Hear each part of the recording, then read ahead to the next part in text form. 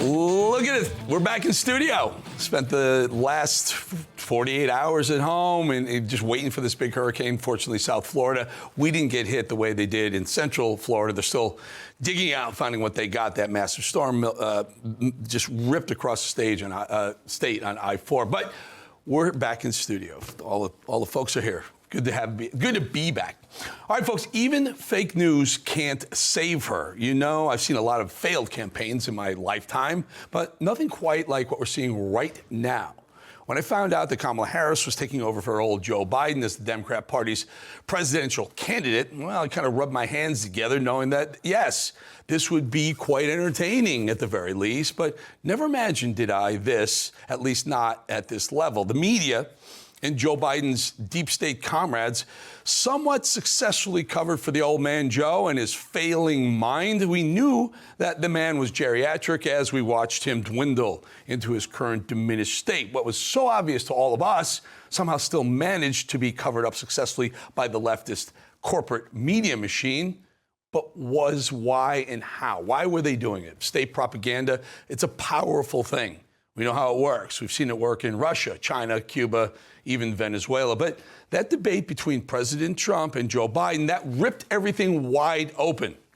There was no denying. There was no denying the truth any longer. And it became clear to them, as it was to us, it was time for them to take action. Barack Obama, Nancy Pelosi, Chuck Schumer jumped into action. The bigwigs of the Democrat political posse all came together behind their swampy closed doors and facilitated the most undemocratic process, a political coup to remove the snoozer, or dare I say loser in chief, and put in his place the most inept political person there ever was. And they did so ever so sneakily. They did it without a single vote ever cast for her as president. Let that marinate up in your cabeza for a minute. Kamala Harris is running as the Democrat for president of the most powerful country on the planet, a full 330 million people with exactly 0 votes behind her. This was a political coup, a Democrat coup, an Obama-sanctioned and delivered coup, full stop.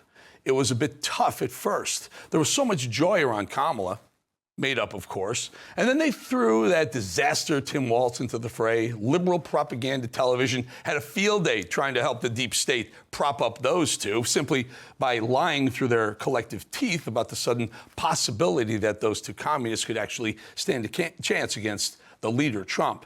Well, it worked for a beat, but reality is now setting in. And this week could have sealed the deal. Kamala Harris is done.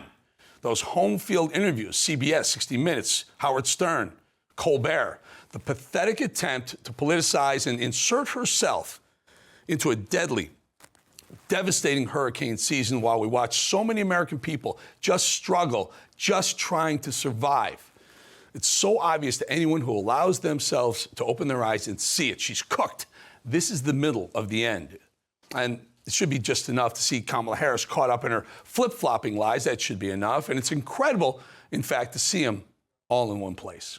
I intend on extending a tax cut, repealing that tax bill they just passed. And also looking at estate taxes are going to have to go up. Everything from a 70 to 80% tax rate. I think that's fantastic. I made that very clear in 2020.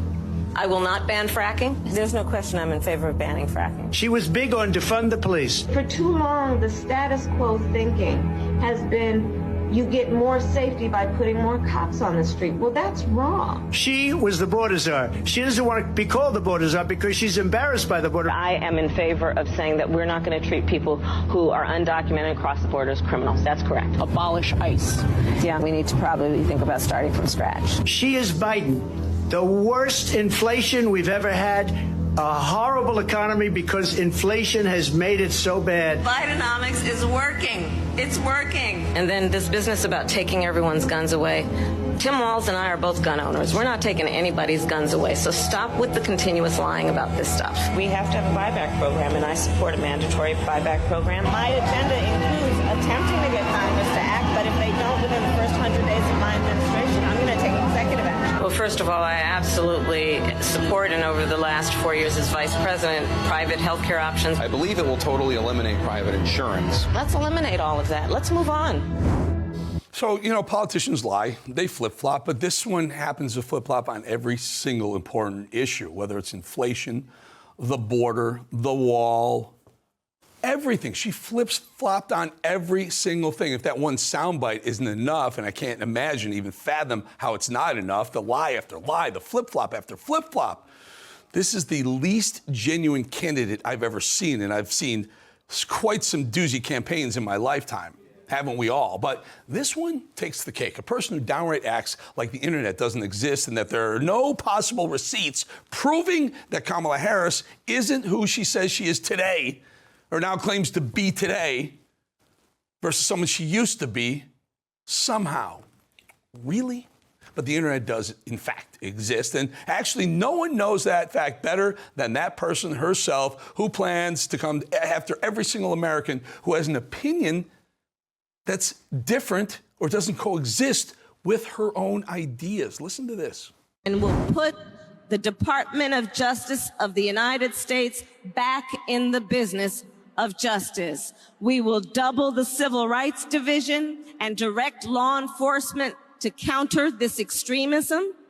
We will hold social media platforms accountable for the hate infiltrating their platforms, because they have a responsibility to help fight against this threat to our democracy. And if you profit off of hate, if you act as a megaphone for misinformation or cyber warfare, if you don't police your platforms, we are going to hold you accountable as a community. So if you don't say things that she agrees with, they'll deem that misinformation. And then if you dare to do that on social media platforms, they will hold them accountable. Do you see? That's censorship, folks. That is anti-First Amendment. That's a violation of our First Amendment rights to free speech. Hate speech, whether you like it or not, disgusting speech, you have a right to it. Just because it doesn't agree with Kamala Harris or the leftist party or Barack Obama doesn't mean they can call it misinformation and therefore penalize X and take Twitter away from Elon Musk. Are they going to do that? Are they really going to do that? And the only thing you're going to be allowed to see or hear on any of the airwaves is what she says or what she perpetrates or what the Democrat Party perpetrates. That is absolutely anti-American in the very core and fabric of what we're about. And I always say, listen to their words and believe their words, because she's not mincing them there. This is the party, by the way, that keeps calling President Trump and his followers fascists. So think about that for a second. So we already know she doesn't agree with Trump and MAGA and America First. So she wants to sick the DOJ on any and all conservatives, MAGA Americans, anyone who she and her socialist cohorts deem to have a differing opinion on. Anyone. That's called misinformation. Hey, Kamala, misinformation is definitely an issue, and I couldn't agree with you more, actually, which is why this is so absolutely concerning. It seems that Prime Minister Netanyahu is not listening. Well, Bill, the work that we have done has resulted in a number of movements in that region by Israel that were very much prompted by or a result of many things, including our advocacy for what needs to happen in the region. But it seems that Prime Minister Netanyahu is not listening. We're not going to stop pursuing what is necessary for the United States to be clear about where we stand on the need for this war to end. So you know what that was? That was an edited answer. So 60 Minutes went, first we gave that guy credit because he held her feet to the fire, asked her the same question 3 times. She didn't answer if you do something differently, and we got to see it. But then afterwards, we found out that question that was answered with some word salad that Kamala Harris had no idea where she was going, rambling in circles and not answering the questions. And they edited it to something completely different. And they put words in her mouth. Did they clear it with the vice president's office first? Did they clear it with the campaign? Did the campaign send them what they wanted to have appear, an answer to a legitimate journalistic question? Folks, you got to be very, very careful on who you vote for, because if they get power, if they get the White House with her, and they've already got CBS, ABC, NBC, MSNBC, CNN in their pockets, what's left? What's left is digital. And when she just said, if you misinform the public digitally here, she's going to bounce us. Are you out of your mind? This cannot happen. I thought, as many Americans thought, for one iota of a second, that CBS may have actually had turned a corner, standing up to the leftist machine, and conducted a fair interview with a person trying to get access, by the way, to nuclear codes.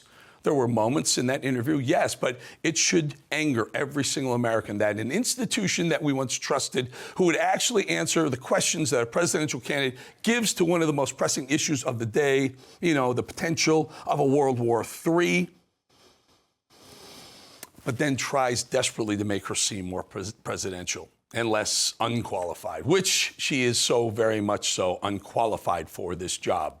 There actually isn't anything more dangerous to the republic than what just happened right there with CBS. There are millions of Americans who are looking for information on which, base their vote on. In one of the most important elections of our lifetimes, if not the most, Kamala Harris answers a question with a word salad, and CBS management changes that answer to make her seem viable. And that's somehow not considered a scandal? Why? Why isn't there more of an uproar? Why is it just here? The same network that slammed President Donald Trump for mentioning the Hunter Biden laptop story, by the way. This is 60 Minutes, and we can't put on things we can't verify. You won't put it on because it's bad for Biden. We can't put on things we can't verify. Leslie, I think it's one of the biggest scandals I've ever seen, and you don't cover it. You want to talk about... Well, because it can't be verified. You want to talk about insignificant things. I'm telling you. Of course it can be verified. Excuse me. They found the laptop. Leslie. So I'll tell you a quick story about that Leslie Stahl 60 Minutes interview. I had a town hall with he was president at the time, in 2020. It was about, I think it was exactly 2 weeks before the election. And he did that 60 Minutes interview. He was coming to my town hall, which is going to be an hour live with the president. And after she said that you can't confirm, you can't prove Hunter Biden laptop story was real, it was a lie. She was full of crap. It was a lie. He was so pissed. So he comes to my town hall, and he is fuming. You could see it. You could see almost fumes coming out of his nose and ears. He was livid at 60 Minutes. And at first he's like, I'm not sure we're going to be able to do this. I'm Mr. President. I've been knowing him a long time. I've known him for 18 years at the time, 25 years now. He's like, I said, Mr. President, we got to do this. Let's just get out. And he had a great town hall. You could tell he was angry. He had shorter answers, but we got through it. But I'll never forget that 60 Minutes interview. He was livid after that. And so it goes. 60 Minutes creating even more distrust in the American people now with Kamala Harris. They propped up Joe in 2020 there, and they're doing the same thing with Kamala Harris. The fact is, we're on to you, media. We're on to you, leftist propaganda machine. And more importantly, it won't work this time. Kamala Harris is done. Even the leftist machine and their state TV comrades can't make it work. The media blitz has failed. Even the complicit state TV media can't bail out Kamala Harris.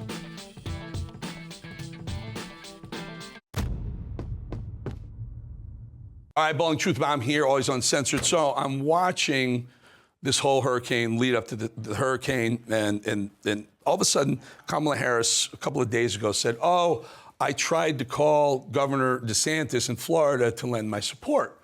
Well, the governor, by the way, you talk about 2028, no matter whatever happens with the presidency, if it's Trump or Kamala Harris, 2028, there has to be changing of the guard on the conservative side. Some people think it could be Don Jr. Others think after the last debate with Walz, it could be J.D. Vance. I personally think it's Ron DeSantis to lose. The guy is such a superstar, powerful conservative, takes no shit.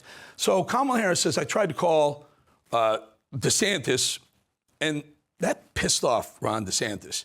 He was on Special Report on Fox last night, and he really, and pay attention to this, he really nails her for something that we've been calling out. Listen. And I heard what you said about Vice President Harris and the phone call. Did she ever get through?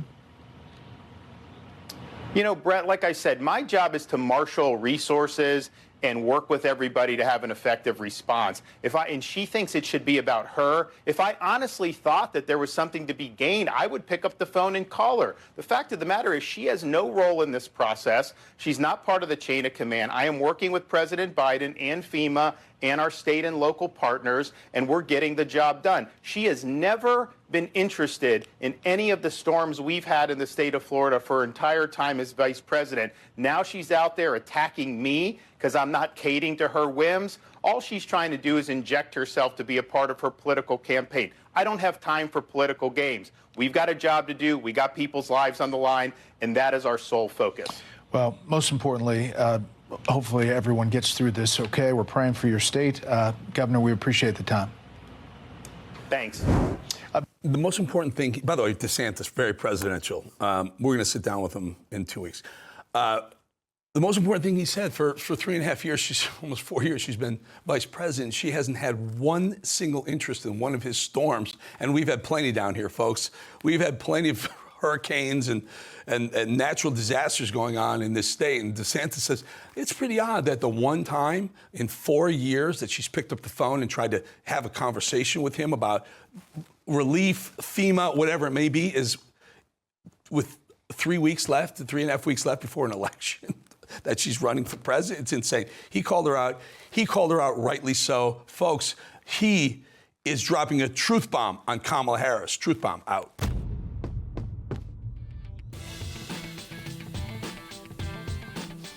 All right, as we always do, let's talk about some of the headlines today. Let's take a look at this soundbite inflation report. The all-important CPI, Consumer Price Index, was released, monthly report released today.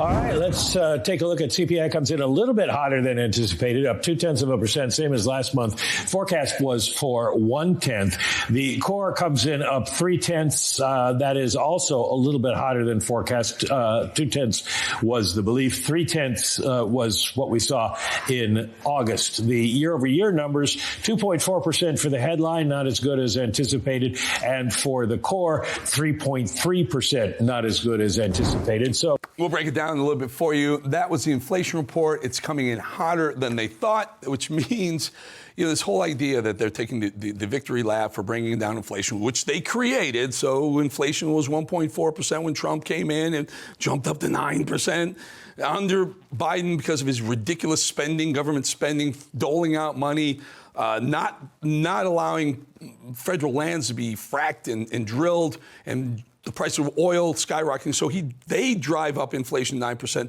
and they bring it back down to 3.5%, right? Which is still more than double of what Trump was. And somehow that's a win. And somehow this whole run-up was Trump's fault. It's all bullshit. Point is, Bidenomics, they told us it was working, and it ain't. We'll keep an eye on inflation.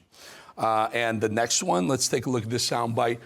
Doug Emhoff, that's right, the first gentleman. By the way, should we call him a gentleman when he slaps his ex-girlfriend, gets his nanny, the kid's nanny pregnant, tells her to have an abortion? That's a gentleman. Let's call him the first jerk off. Let's call him that. Sorry. And Tim Walz. So they do his campaign event. They show up and they take coffee from a coffee shop and they walk out and they don't pay. Trump, you see Trump peeling off hundreds to the employees. Watch. I think it's like Here, you guys go through. I'll wait for you. All right, you get the tea? All right. Yep, I got it. I'll wait for your tea. I feel exposed right now. Thank you so much. And someone will be up here today. It's okay. Right? No, he's coming. Thank you so much.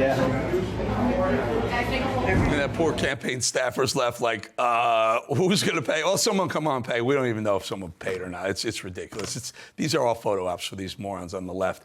One of the things that should scare the living daylights out of you, Kamala Harris has said it, that she's looking for a pathway to citizenship for illegals. The 25 million illegals who are in the country, 9 million under their watch. Tim Walz, vice president, agrees with her vehemently. Listen. This is what you want, and this is what we know. To enact an earned pathway to citizenship for those who've lived in this country for years.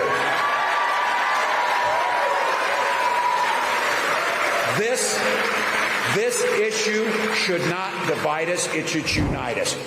That should scare the living daylights out. You hear what he said? This is what you want, right? This is what you want. You want illegals to have path to citizenship. That what you know what that is? That's just not allowed. Doesn't mean just they're allowed to stay here. It means they can vote. And this is what it's all been about.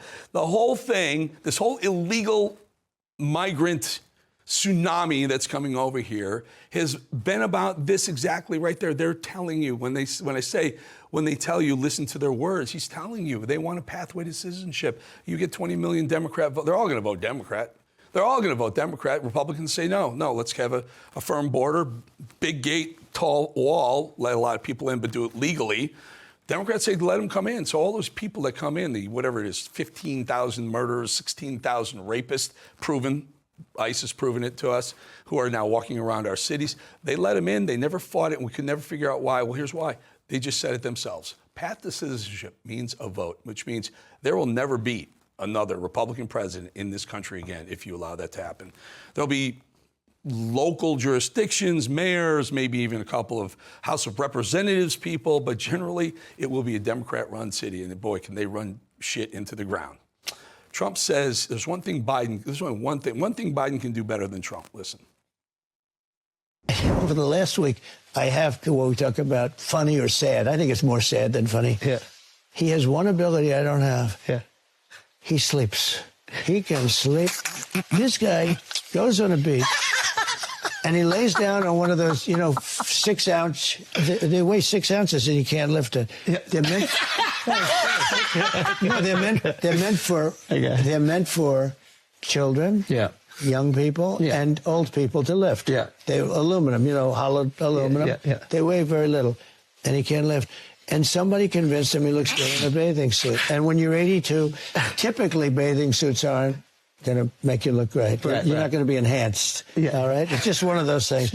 I can't be sure about that, but typically you don't. Depends what he's packing. He could. I don't know what the hell he's packing, but I don't want to know either. I don't know. So that's what they got. They got Trump going out on the podcast circuit. And the reality is, Trump wins because he's a funny guy. He's got a humor. He's relatable to so many people. The New York billionaire relatable, but.